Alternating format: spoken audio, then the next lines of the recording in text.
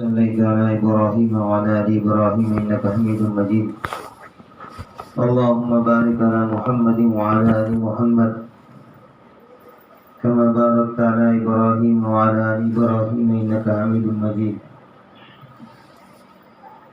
نحمده ونصلي على رسوله الكريم أما بعد. قال الله تبارك وتعالى: فأعوذ بالله من الشيطان الرجيم. بسم الله الرحمن الرحيم. من أراد الآخرة وسعى لها سعيها وهو مؤمن فأولئك كان سعيهم مشكورا. صدق الله العظيم. محترمات دینی ماؤں اور بہنوں، اللہ تبارک و تعالیٰ کا بہت ہی بڑا کرم اور احسان ہوا کہ اللہ پاک نے ہم سب کو اس کے محبوب دین کی نسبت کے اوپر دین کی باتوں کو کہنے اور سننے کے لیے جمع فرمایا.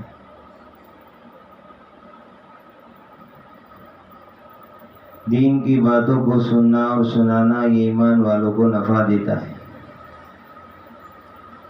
قرآن میں اللہ فرماتے ہیں: وَذَكِّرْ فَإِنَّ الذِّكْرَىٰ تَنفَعُ الْمُؤْمِنِينَ.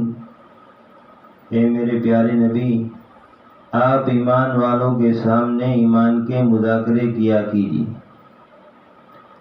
ایمان والوں کے سامنے ایمان کی باتوں کو بولا کیجیے، اس لیے کہ ایمان والوں کے سامنے ایمان کے مذاکرے کرنا، ایمان کے تذکرے کرنا، یہ ایمان والوں کو نفع دیتا ہے. اللہ تبارک و تعالی نے جو ہمارا رب ہے، جو ہمارا خالق ہے، جو ہماری ضرورتوں کو پوری کرنے والا ہے، جو ہماری عزت اور ذلت، موت اور حیات، سب چیز کا مالک ہے، اس نے مجھے اور آپ کو بے شمار نعمتیں دی ہیں. قرآن میں اللہ فرماتے ہیں: وَإِن تَعُدُّوا نِعْمَتَ اللَّهِ لَا تُحْصُوهَا. اے میرے بندو، اے میری بندیوں، اگر تم میری نعمتوں کو شمار کرنا چاہو تو شمار نہیں کر سکتے. ان گنت نعمتیں ہیں اللہ تبارک و تعالیٰ کی. یہ فرماتے ہیں کہ ہم جو سانس لے رہے ہیں اور پھر سانس نکل رہا ہے، آکسیجن ہمارے اندر جا رہا ہے اور کاربن ڈائی آکسائڈ باہر نکل رہا ہے، کہ یہ سانس کا لینا اور سانس کا نکلنا یہ بھی اللہ تبارک و تعالیٰ کی بہت بڑی نعمت ہے. اور اس نعمت کا پتہ ابھی گزرے ہوئے چند سالوں میں پوری دنیا کو چلا، جبکہ کورونا کی وبا پھیلی ہوئی تھی، کہ اس سانس کی کتنی زیادہ ویلیو ہے. پوری دنیا کے تمام لوگوں نے اس کی قیمت کو جانا کہ دنیا بھر کی ساری دولت دینے کے لیے تیار ہے، ہمیں ایک آکسیجن کا بوتل مل جائے. ابھی ایک سانس کی نعمت جس کو آج ہم نے کبھی سوچا بھی نہیں، یہ اگر سانس لینا اور سانس نکلنا بند ہو جاوے تو میری اور آپ کی زندگی مشکل میں پڑ جاوے. ویسے ہم اور آپ اللہ کی ایک ایک نعمت میں غور و فکر کریں گے اور اس کے اندر سوچیں گے تو ہمیں اس نعمت کی قدر معلوم ہوگی، اور پھر اس نعمت دینے والے کا فرمایا کہ آدمی شکر گزار بنے گا. مثال کے طور پر ہم پریشان ہیں، ہمارے گھر کے اوپر تنگی کی حالات ہیں، کاروباری لائن کے اعتبار سے یا کسی اعتبار سے ایسی تنگی آ گئی ہے کہ گھر میں گزارے کے لیے کوئی چیز نہیں ہے، کوئی سہارا نہیں ہے. اب کسی کو پتا چلا کہ ایسی حالت ہے، اب اس نے ہماری مدد کر دی، 5,000 روپے 10,000 روپے دے دی. اب اس نے ہمارے اوپر احسان کیا ہے 10,000 روپے کی نعمت دے کر. ابھی جو 10,000 روپے کی نعمت مجھے ملی ہے، میں اس نعمت دینے والے کو جان رہا ہوں، اور اس نعمت کی ویلیو میرے نزدیک اتنی زیادہ ہے، ایسے حالات کے اندر اس نے میرا فرمایا کہ ہاتھ بٹایا ہے اور میری مدد فرمائی ہے اور میرا تعاون کیا ہے، زندگی بھر میں اس کے اس احسان کا بدلہ نہیں چکا سکتا، زندگی بھر میں اس کو یاد رکھتا ہوں، بلکہ دعائیں کرتے ہیں تو دعاؤں میں اس کے لیے ہاتھ اٹھاتے ہیں کہ اللہ اس تیرے بندے نے میرے اوپر احسان کیا ہے، مجھے نعمت عطا فرمائی تھی مال کی، تو اس کی دنیا اور آخرت کو سوار دے۔ کہ جب آدمی کو نعمت دینے والے کا پتہ چلتا ہے تو نعمت دینے والے کا احسان من اور شکر ادا کرتا ہے۔ تو ہم بھی اللہ کی دی ہوئی نعمتوں میں غور و فکر کریں گے اور اس کا شکریہ ادا کریں گے تو اللہ تبارک و تعالیٰ کی ذات کا فرمایا کہ ہمارے سامنے استعداد آئے گا کہ میرے اللہ نے مجھے نعمتیں دی ہیں، اب یہ میرے اللہ کا میرے اوپر کیا حق ہے، میرے اللہ کا میرے لیے کیا حکم ہے۔ پھر اللہ کے بندے اور اللہ کی بندیاں اللہ کے حکموں کو جان جان کر اس پر عمل کرنے کی کوشش کرے گی۔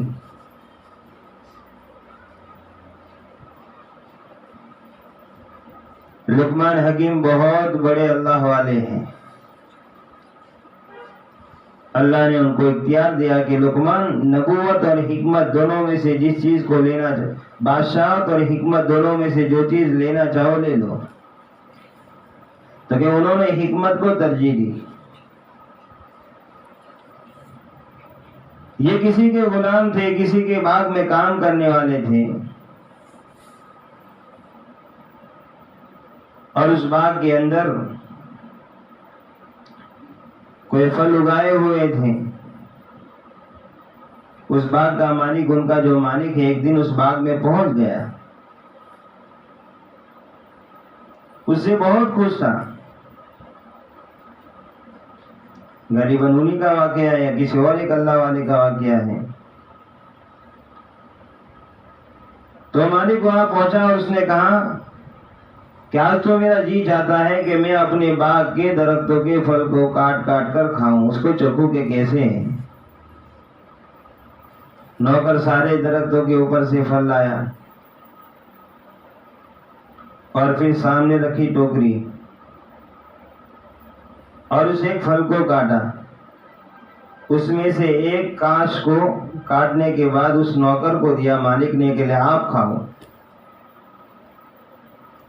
اب وہ کھائی، جس کو ہماری زبان میں ایک چیری کہتے ہیں، ایک کاش اردو میں کہتے ہیں، ایک چیری کھائی۔ اب وہ نوکر مزے لے لے کر کھا رہا ہے اور مسکراتا ہوا اور اپنے مالک کا فرمایا کہ گیت گاتے ہوئے، ان کا احسان مانتے ہوئے، ان کی تعریف کرتے ہوئے کھا رہا ہے۔ ایک کھا لی تو مالک اور خوش ہوا کہ میرا نوکر مجھ سے بہت خوش ہے، دوسری کھلائی، یہاں تک کہ پورا پھل کاٹ کے کھلایا، آخر میں ایک کاش رہ گئی۔ تو مالک نے سوچا میرا نوکر تو میری بہت تعریف کرتا ہے، لاؤ میں بھی تو چکھوں یہ پھل کتنا میٹھا ہے، کتنا لذیذ ہے۔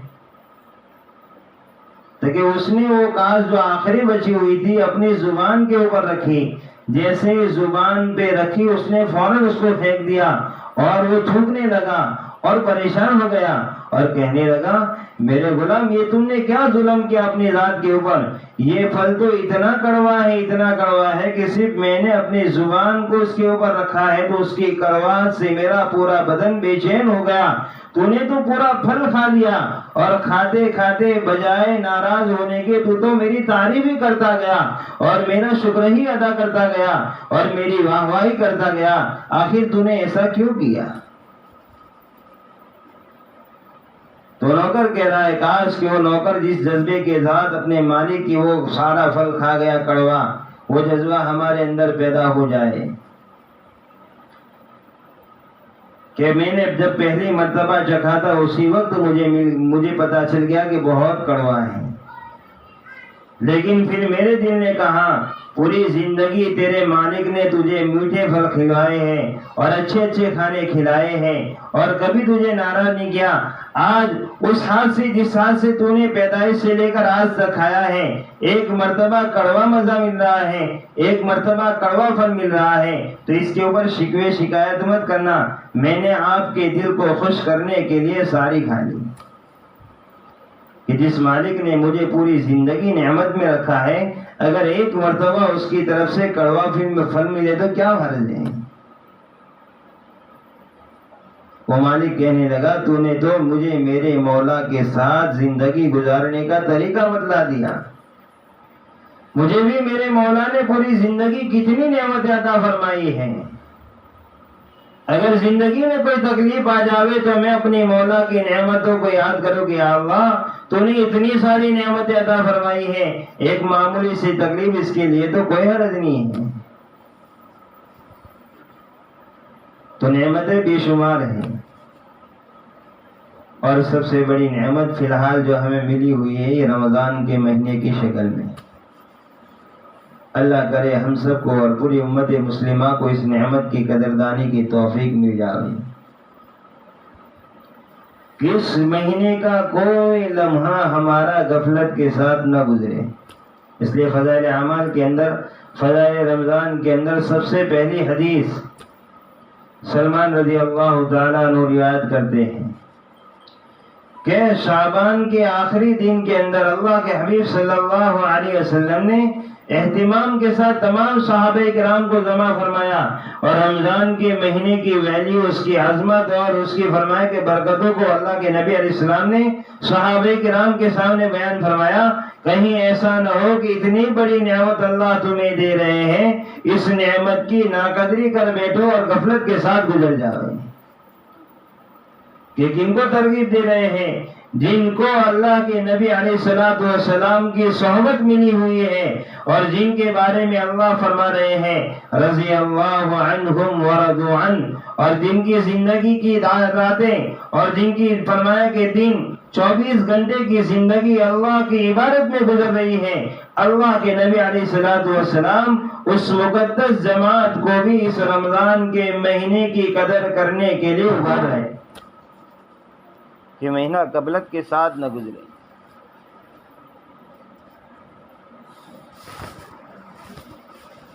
ચાર્જિંગ પૂરું થઈ ગયું હશે, પિનમાં નાખો, વાયર હશે પાછી, માઇક લઈને આપણે.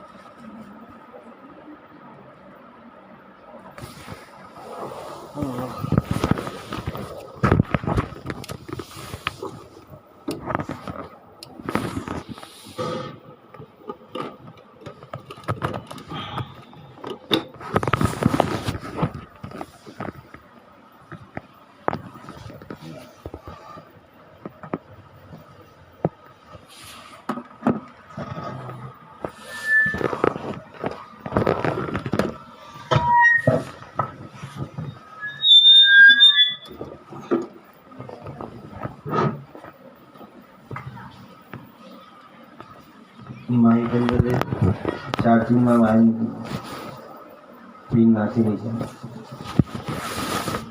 વાયર લાંબો છે ખેંચ જાય. تو کہ وہ صحابہ کرام کی مقدس جماعت جن کے بارے میں اللہ تبارک و تعالیٰ نے بشارت دی،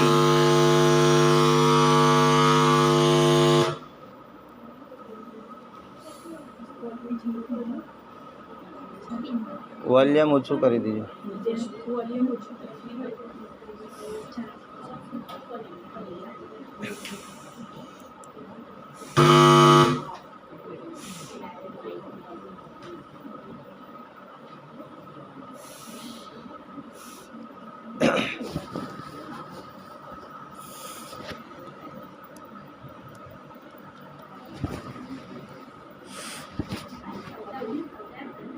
ના થાય તો રહેવા દો.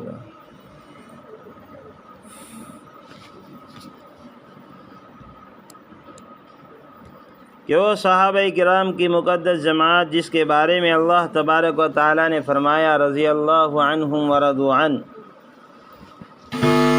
اس جماعت کو اللہ کے حبیب صلی اللہ علیہ وسلم ترغیب دے رہے ہیں۔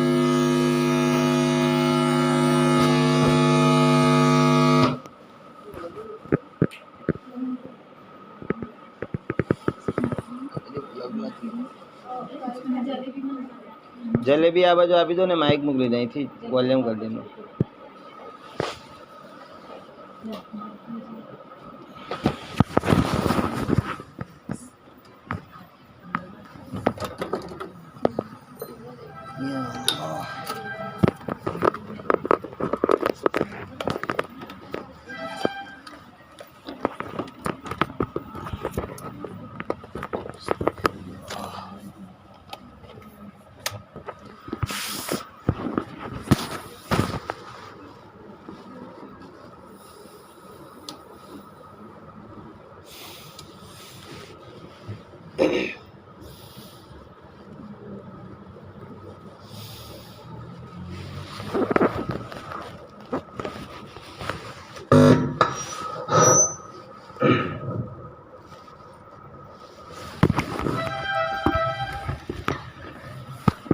کیوں صحابہ کرام کی مقدس جماعت جس کے بارے میں اللہ کے حبیب اللہ رب العزت نے قرآن کریم میں فرمایا رضی اللہ عنہم ورضوا عنہ،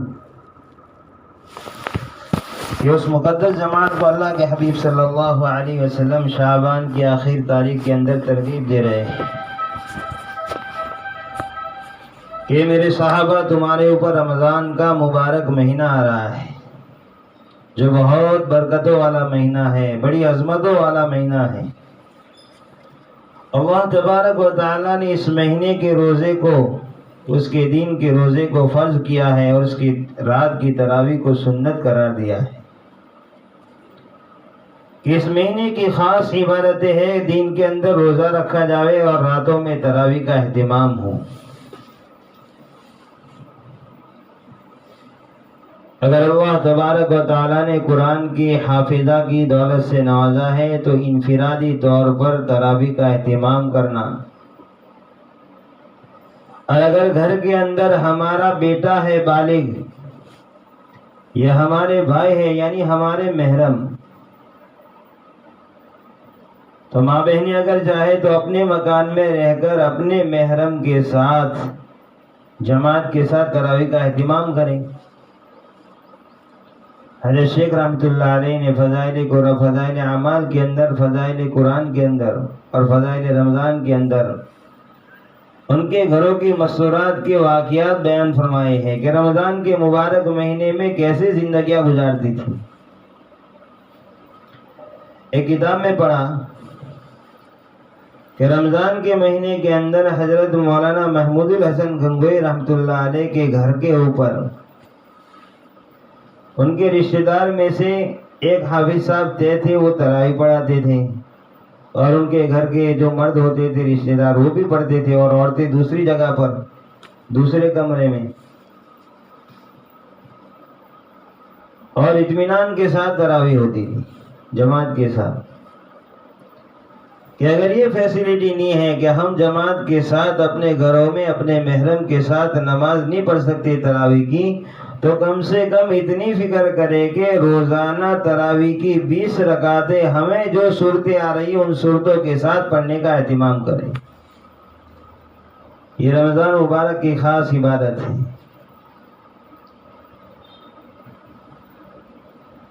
اور اللہ کے حبیب صلی اللہ علیہ وسلم نے فرمایا اس مہینے کے اندر اگر ایک نفل عبادت ادا کریں گے تو فرض ادا کرنے کے برابر ثواب، اور ایک فرض نماز کو ادا کریں گے یا ایک فریضے کو ادا کریں گے، اللہ تبارک و تعالی رمضان کے علاوہ مہینوں میں 70 یعنی 70 فرائض ادا کرے، اتنا ثواب ہمارے نامہ اعمال میں لکھتے ہیں۔ آگے اللہ کے حبیب صلی اللہ علیہ وسلم نے فرمایا یہ مہینہ لوگوں کے ساتھ ہمدردی اور غمخواری کرنے کا مہینہ ہے۔ اور عام طور پر دلوں میں یہ بات آتی ہے کہ اگر ہم لوگوں کی مدد کریں گے تو ہم کنگال ہو جائیں گے، ہماری روزی میں کمی ہو جائے گی۔ تو اللہ کے نبی علیہ السلام نے آگے فرمایا اس مہینے کے اندر اللہ تبارک و تعالی مومن کے رزق کو بڑھا دیتے ہیں۔ یعنی اگر ہمارے محلے میں، ہمارے علاقے میں اور ہمارے رشتہ داروں میں کوئی غریب ہے، بیچارہ پریشان حال ہے، اگر اللہ نے ہمیں مال دیا ہے یا ہمارے اوپر زکوٰۃ فرض ہو چکی ہے، یا اگر زکوٰۃ فرض نہیں ہوئی، روزانہ جو ہم روپیے پیسے خرچ کرتے ہیں اپنے گھروں کے اندر کھانا بنانے کے لیے اور اپنے گھروں کی چیزوں کے اندر جو ہم خرچ کر رہے ہیں، ان روپیوں میں سے کچھ بچا کر فرمایا کہ رمضان کے مہینے کے اندر صدقہ خیرات کرنے کا اہتمام کرنا۔ کہ صحابہ کرام کی صحابیات کی زندگیاں ہمارے لیے نمونہ ہیں کہ وہ اپنی ذات پر خرچ کرنے کے بجائے دوسروں کے اوپر خرچ کرتے تھے۔ اس کے لیے ہمارے بڑے فرماتے ہیں ہماری جو بھائی بہنیں ہیں اپنی زندگیوں کے اندر سادگی لاوے۔ خرچے کب کم ہوگے؟ جب ہم اپنی زندگیوں میں، اپنے لباس میں، اپنے رہن سہن میں، اپنے کھانے پینے میں، اپنے گھر کی چیزوں کو لانے اور اس کے اندر ڈیکوریشن میں ہمارا کم سے کم خرچہ ہوگا، سادگی ہوگی تو ہمارے خرچوں میں کم ہی ہوگی۔ حضرت فاطمہ رضی اللہ تعالی عنہا کے صاحبزادے حضرت حسنین رضی اللہ تعالی عنہما بیمار ہوئے۔ یہ صحابیات کی زندگی ہمارے لیے نمونہ ہے کہ ہمارے گھروں میں زندگی ایسے گزرے جیسے صحابہ کرام کی صحابیات نے ان کے اپنے گھروں میں زندگیاں گزاری۔ کہ فاطمہ رضی اللہ تعالیٰ عنہ کون صحابیہ ہیں؟ دونوں جہاں کے سردار کی لگتے جگر سب سے لاڈلی بیٹی، اور اللہ کے رسول صلی اللہ علیہ وسلم نے فرمایا فاطمہ تو جنت کی عورتوں کی سردارن ہیں۔ اور جن کے دو صحابزادوں کے بارے میں اللہ کے حبیب صلی اللہ علیہ وسلم نے فرمایا الحسن والحسین سیدہ شباب اہل الجنہ، جنت میں نوجوانوں کے سردار حسن حسین رضی اللہ تعالی عنہما ہیں۔ اس فاطمہ رضی اللہ تعالی عنہا کے گھر کے اوپر ان کے صاحبزادے بیمار ہوئے تو انہوں نے نیت کی، منت مانی، یا اللہ میرے دونوں صاحبزادے اچھے ہو جاوے گے، صحت یاب ہو جاوے گے تو میں 3 دن کے روزے رکھوں گی تیرے لیے۔ کیسے اچھی نیت کرنا، یہ صحیح ہے، نیکی کی نیت کرنا۔ گھر میں کوئی پریشانی آئی، کوئی حال آئے تو بجائے اس بکرے کے صدقہ کرنے کے اچھی نیت کرنا۔ یہ ہمارے ذہن میں سے نکلے کہ بیمار ہو جاوے تو بکرا کاٹا جاوے گا اور اس کو صدقہ کیا جائے تو ہی وہ بیماری اچھی ہوگی، نہیں، یہ غلط ہے۔ کوئی بھی صدقہ ہو، اللہ کے نبی علیہ الصلوۃ والسلام نے ارشاد فرمایا داؤ مرضاکم بالصدقہ، کما قال صلی اللہ علیہ وسلم، اپنے بیماروں کا صدقے کے ذریعے سے علاج کیا کرو۔ اب اس میں کہیں یہ تذکرہ نہیں ہے کہ بکرا کاٹ کر علاج کیا کرو، بلکہ مفسرین کرام نے اور محدثین کرام نے اور فقہاء کرام نے لکھا ہے اگر ہم مال کے ذریعے سے غریب کی مدد کریں گے، یعنی صدقہ خیرات کریں گے، ہم نے کوئی منت مانی ہے مال کے ذریعے سے اس کو پورا کریں گے تو مال کے ذریعے سے جس کی ہم مدد کر رہے ہیں اس کی جو ضرورت ہوگی اپنے مال کے ذریعے سے پوری کر لے گا۔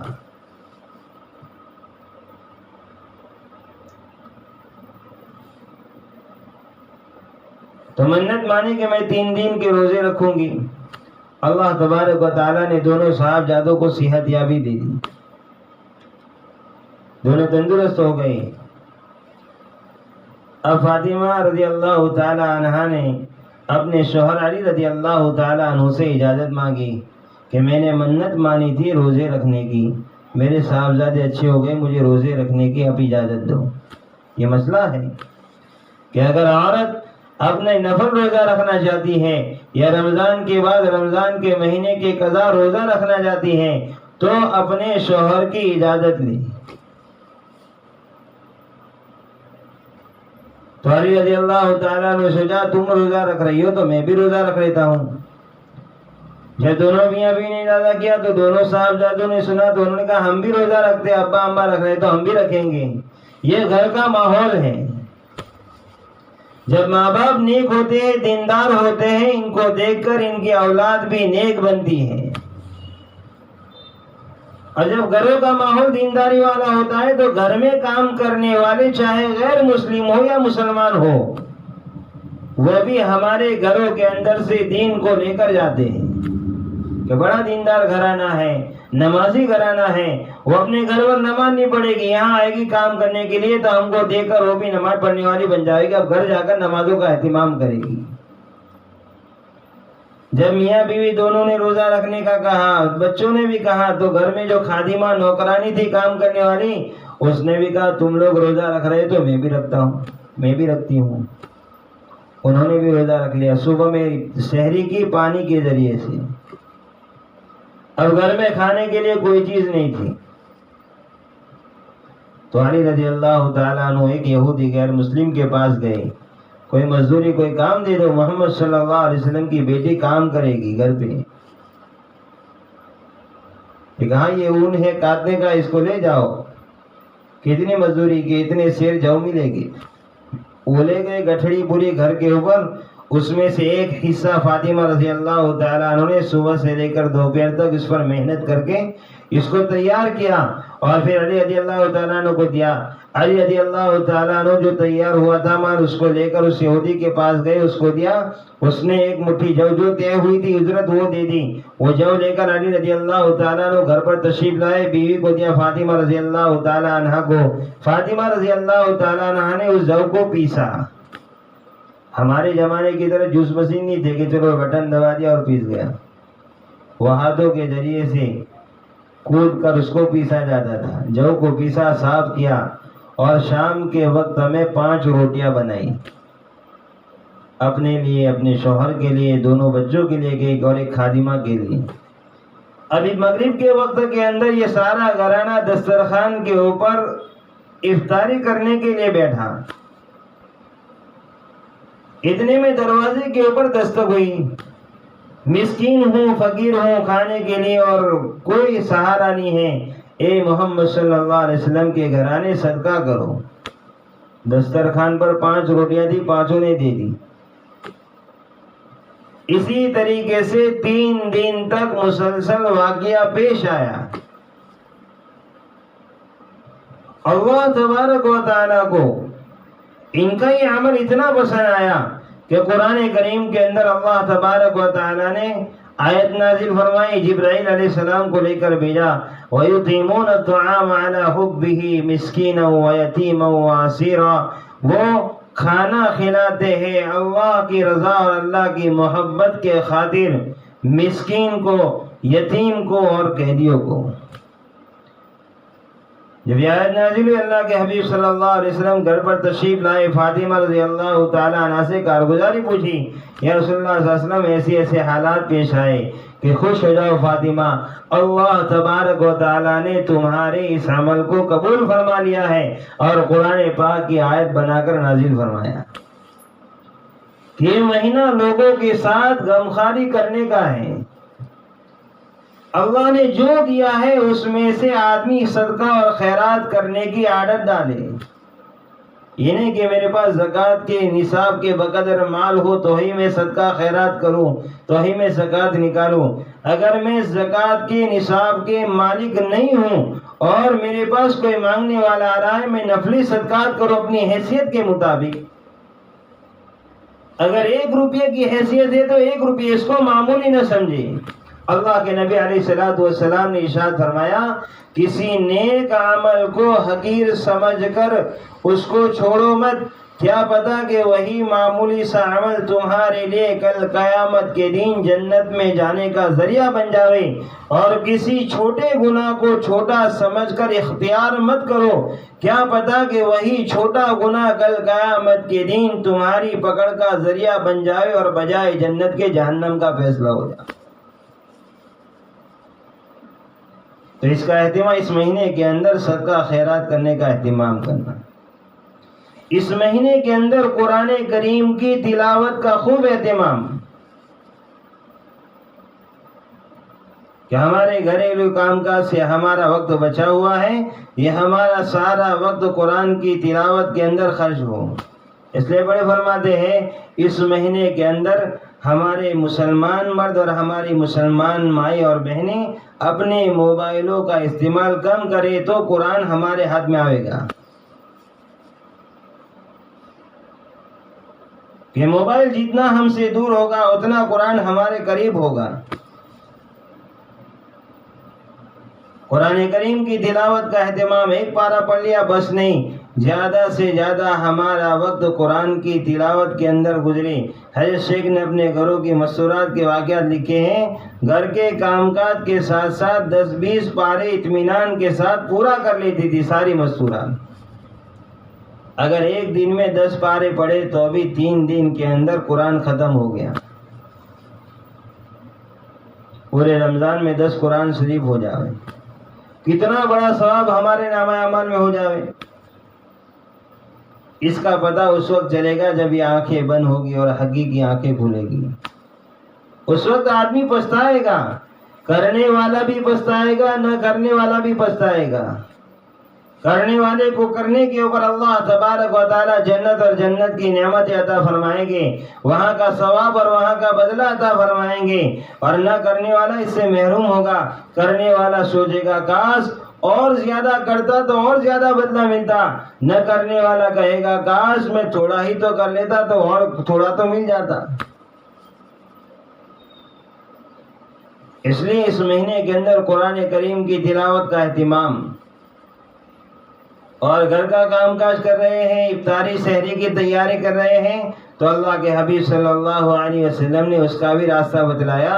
اس مہینے کے اندر 4 چیزوں کی کثرت کرنا۔ قرآن تو آدمی اطمینان سے بیٹھا ہوا ہو تب پڑھ سکتا ہے، یا اگر زبانی یاد ہے، قرآن کے حافظ ہیں تو آدمی فرمایا کہ کھانا پکاتے پکاتے بھی پڑھ سکتے ہیں اگر حافظ قرآن ہے۔ لیکن حافظ قرآن نہیں ہے، اب کھانا بنا رہے ہیں، افطاری اور سحری کی تیاری ہو رہی ہے، یا گھر کے اور کسی کام کاج کے اندر مصروف ہیں، قرآن نہیں پڑھ سکتے، کیا کریں؟ کہ ان لمحات کو بھی غفلت کے ساتھ مت گزارو۔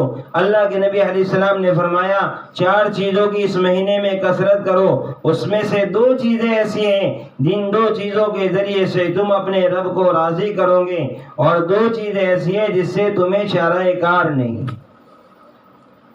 پہلی 2 چیزیں جس سے تمہارا رب راضی ہوئے وہ کلمہ طیبہ کی کثرت کا اہتمام کرنا، لا الہ الا اللہ محمد الرسول اللہ، کلمے کی خوب کثرت کرو۔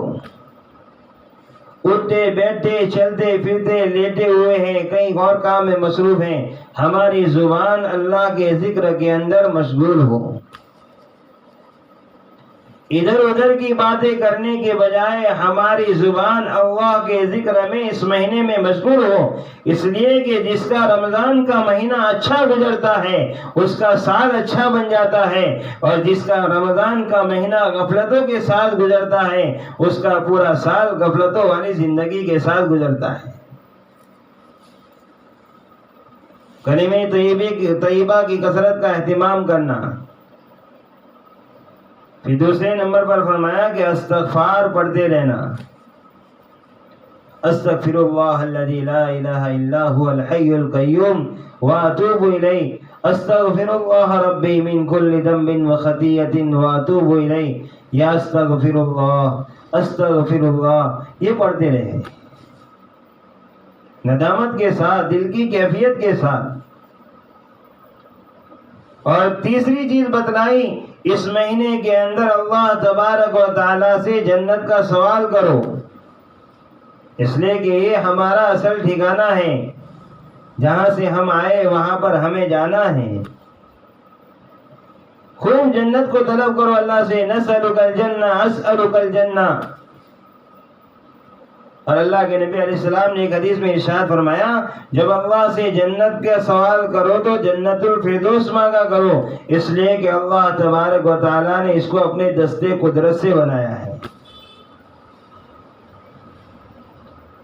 اور چوتھے نمبر پر فرمایا جہنم سے پناہ مانگو۔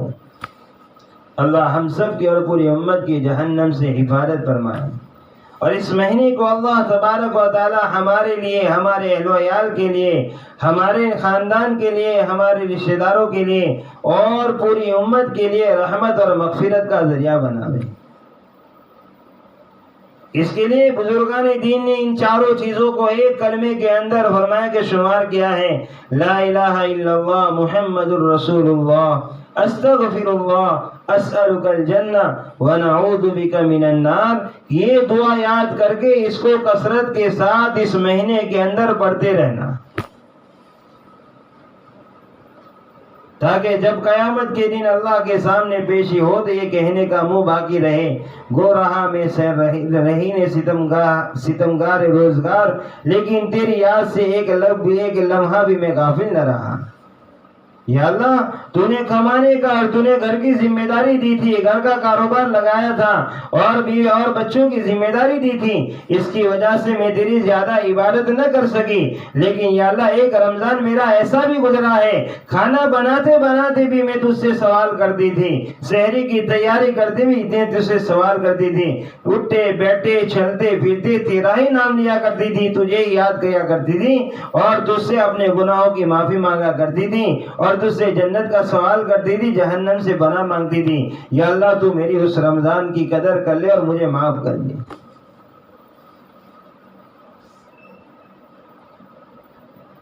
اور اس کے ساتھ ساتھ یہ رمضان کے مبارک مہینے کے اندر فرمایا ہمارے اپنے گھروں کا ماحول بنے، اس کی فکر کرنا.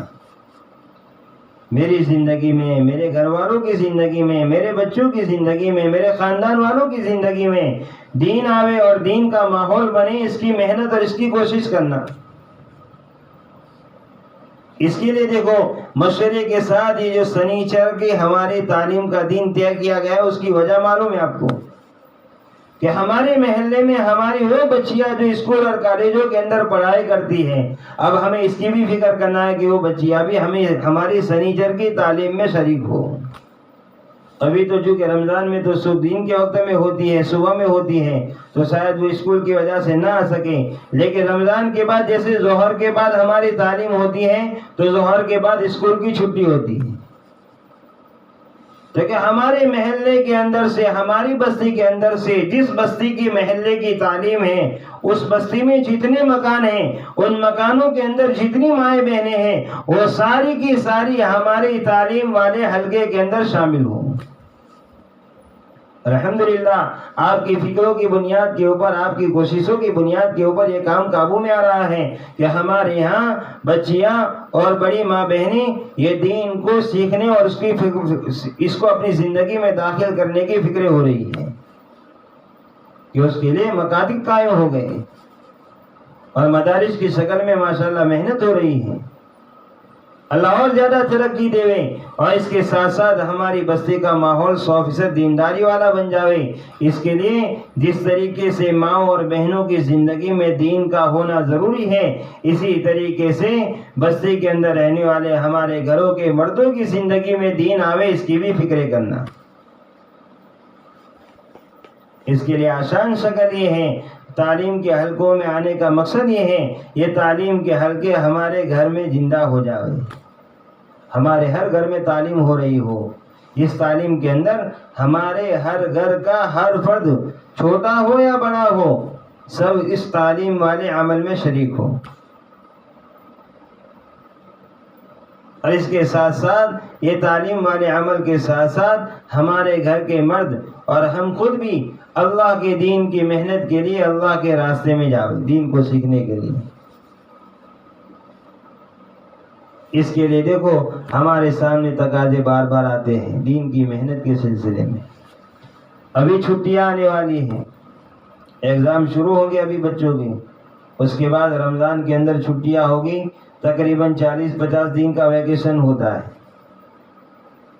اور ویکیشن کے اندر اللہ کے راستے میں جماعتیں جاتی ہیں، سب کو پتہ ہے. تو آنے والی ماں بہنوں سے گزارش ہے ہم اپنے گھروں کے اندر سے اپنے مردوں کو اللہ کے راستے میں بھیجنے کی کوشش کریں. جماعتیں 30 اپریل سے جائے گی، رمضان کے بعد ایک ہفتے کے بعد 23-24 کو عید ہو جاوے تو 30 کو اپریل یعنی ایک ہفتے کے بعد یہ جماعتیں جائے گی. تو رمضان عید بھی یہاں ہوگی، عید الفطر بھی، اور عید الاضحیٰ بھی یہاں آ کر کریں گے. درمیان کا جو وقفہ ہے 40 دن اللہ کے راستے میں جانا ہے.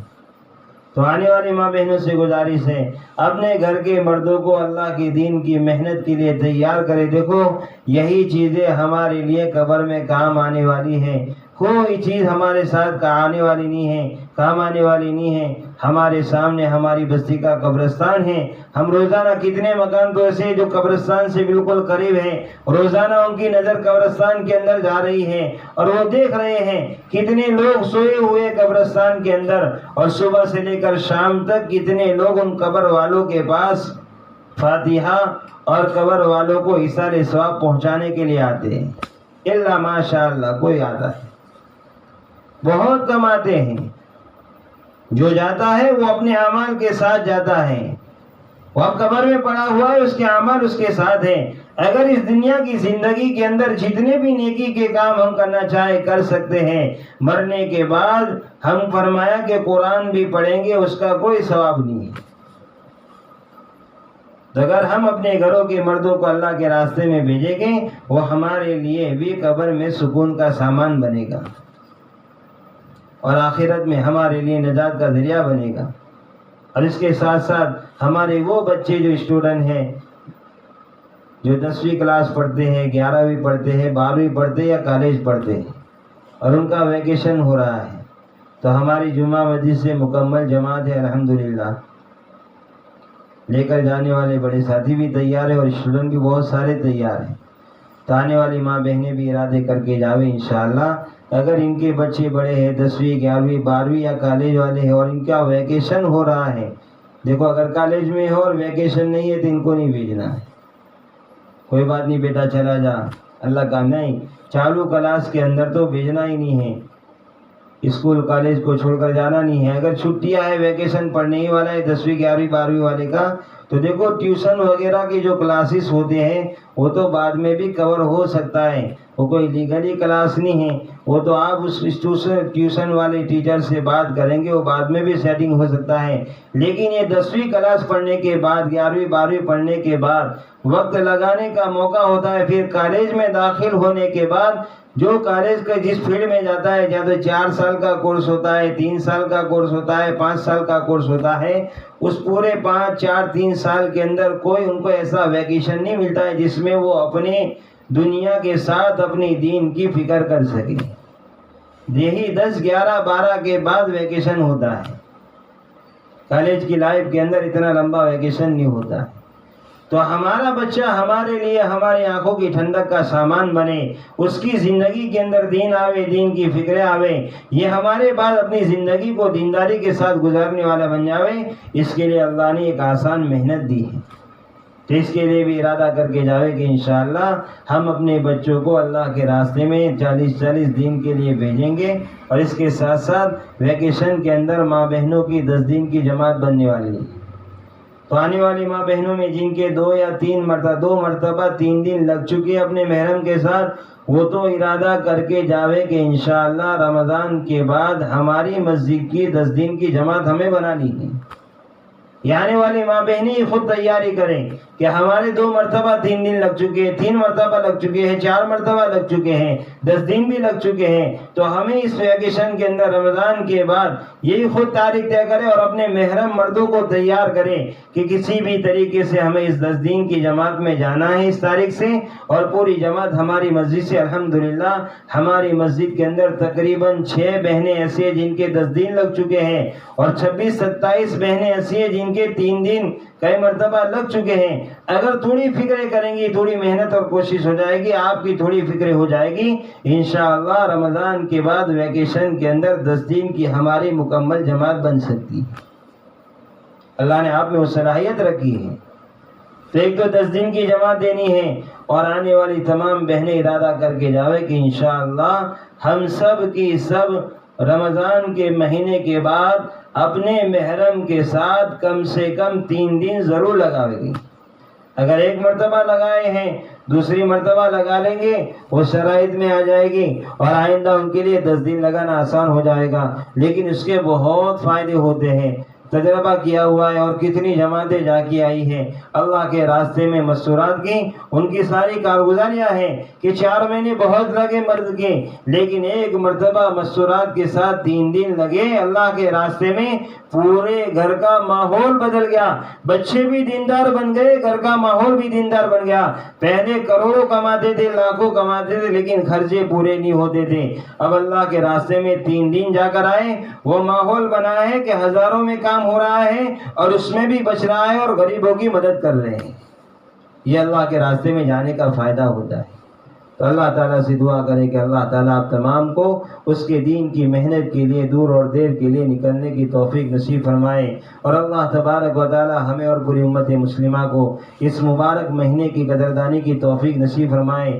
جو دن گزرے ہیں اس میں جو ٹوٹی پھوٹی عبادت ہوئی اللہ تعالیٰ اپنے محض فضل و کرم سے قبول فرمائے، اور جو غفلتیں ہوئی اللہ معاف فرمائے، اور آنے والے 10 دن کے بعد کا جو آخری عشرہ ہے وہ رمضان کا آخری عشرہ اعتکاف کا ہے۔ ماں بہنیں چاہتی ہے، ماں بہنیں اگر چاہے تو وہ بھی اعتکاف کر سکتی ہے، اپنے گھروں کے اندر، اپنے گھر کے اندر ایک کمرہ مخصوص کر لیں، اس کے اندر اعتکاف کی نیت سے وہ ٹھہر جاویں، 10 دن اسی میں پیشاب وغیرہ جو حاجت ہے، قضائے حاجت ہے، بشری تقاضے ہیں، اس کے لیے گھر میں کہیں بھی جائے گی کوئی حرج نہیں ہے۔ باقی وہ جو اپنے گھر کا کونا جس کو مسجد کے نام سے شمار کر لیا ہے اعتکاف کی نیت سے جہاں بیٹھ گئی ہے، وہیں پر 10 دن گزارے، انشاءاللہ ان کو بھی اعتکاف کرنے کا ثواب ملے گا۔ اس کے مسائل انشاءاللہ پھر مسجد کے اندر سے کچھ مسائل بیان کر دیں گے جو مائکوں کے ذریعے سے سنائی دیں گے۔ اللہ تعالیٰ سے دعا کرے کہ اللہ تعالیٰ ہم تمام کو اور پوری امت مسلمہ کو اس کے دین کی محنت کے لیے بار بار اللہ کے راستے میں جانے کی توفیق نصیب فرمائے۔ اللہ تعالیٰ ہماری بستیوں کے اندر اپنی خصوصی رحمتیں اور برکتیں نازل فرمائے، ہماری بستی کی اور ہماری بستی کے ہر گھر کی ہر قسم کے بلا اور آفات سے پوری حفاظت فرمائے، اور جتنے ہماری بستی کے اندر لوگ بیمار